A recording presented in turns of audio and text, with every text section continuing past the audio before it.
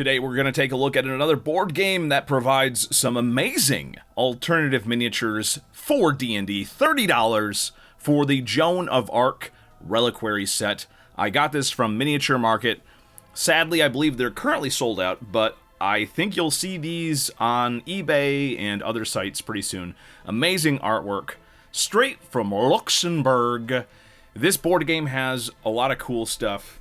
It has one major drawback, but what I didn't realize was the scale of some of the miniatures that you get. But yeah, if you're interested in the 15mm tabletop game scene, then this thing is a no-brainer. I know somebody plays D&D with 15mm miniatures, so obviously, you know, you literally get over 100 miniatures in this one set alone. And I have not played the game. I'm probably not going to play the board game. But hey, look, it looks really nice. Full color instruction books. We have both French and English instructions. You got the Bear Tamer. Anybody who knows Warhammer Fantasy Roleplay, Warhammer Fantasy Roleplayers know the Bear Tamer is one of my favorite classes, or career paths, rather.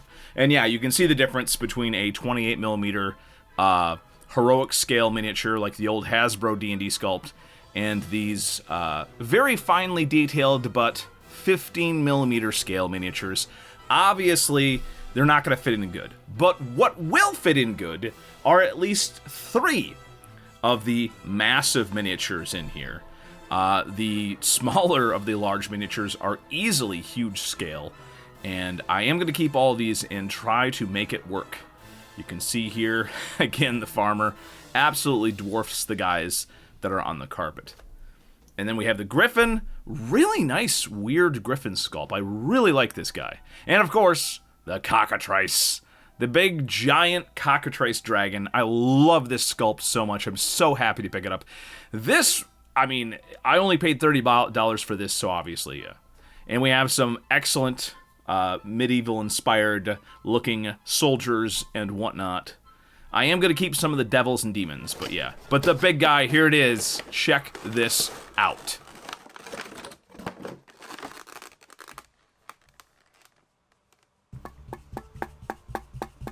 Man, that's material right there.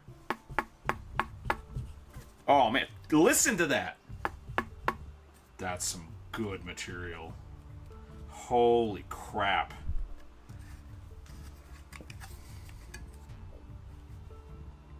Yes, this thing is legendary scale, which means it absolutely dwarfs everything else and will fit in nicely as a colossal creature in D&D.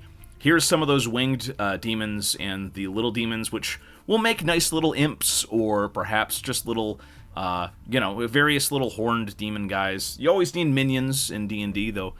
Minions in the term of just having little schlubs that you guys can attack, not minions in the term of the mechanical version of that word. But yeah, here you can see the 2 miniatures. Cockatrice, obviously, my absolute favorite sculpt. It might be a pain to paint that, but I don't know. But yeah, look at how big this winged hydra is. This is called the Beast. So if you are looking for this particular miniature on eBay, you'll have to look up Time of Legends, The Beast. And this thing is an absolutely massive miniature that is incredibly well detailed. The sculpt is much harder. I would say this is very close to the Bones Black level of durability in density. And yeah, look at the detail on this.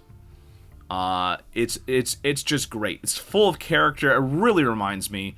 A lot of people say it reminds them of the the stop motion monsters.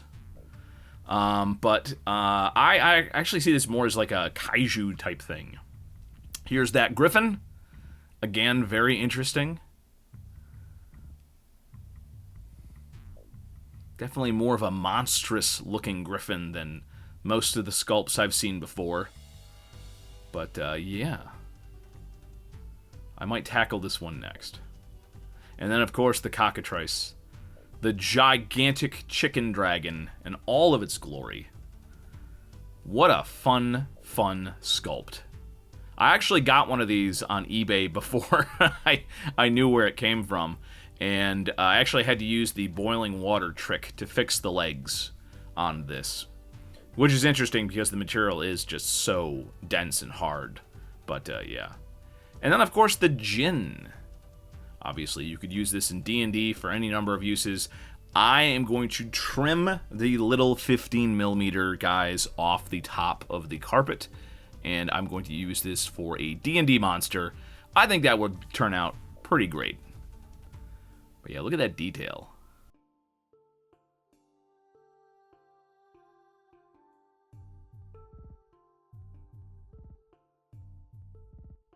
So yeah, I'm not taking any chances with this. I gave it a good scrubbing with some dishwashing liquid, and I thoroughly rinsed it off and then let it dry. I didn't do the rubbing alcohol treatment on this because I felt the material was hard enough, and I hit it with some spray primer. And yeah, that spray primer stuck on there really good, and boom, here we have it, all painted up.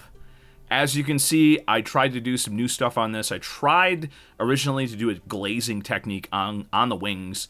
I don't know how well you're going to be able to see this in the video on YouTube, but there is a massive difference between the wings that I did the glazing on and the wings that I mainly just did dry brushing on. And yeah, look at that. Some excellent facial details, some excellent little sculpting things here. What a great miniature. And certainly this is super unique, and I'm glad that I took the time to paint this up because this is a massive, unique miniature. It obviously can be used to represent a bunch of different monsters for D&D, most likely a winged hydra, or, you know, you could just use some dragon stats and put this on the table as well. But yeah, this thing is massive, it's well detailed, and it's just one of those finds that even I didn't really know about. I knew about this board game, I knew about the cockatrice, but I didn't know that the Beast was such a massively big miniature. So that was just a fun find for me to get that in the miniature market sale. Again, I got the entire box for $30. I'm gonna sell the rest of the stuff and hopefully make maybe like a $10 profit or something like that. But yeah, I'm gonna keep the big miniatures. I'm gonna keep some of the small little guys, but the rest are gonna all go onto eBay. So yes, that was my big find for the week and my latest painting project. I always tell everybody, if you are going to be doing painting, you can start out with big miniatures, and sometimes that is just easier than starting out with a smaller, medium-sized D&D miniature meant to represent like a player character or something. Let me know what you think in the comments below, and let me know if you found anything really cool out and about. And also, hey, hit me up on Discord and let me know if there's any cool deals out there. Later.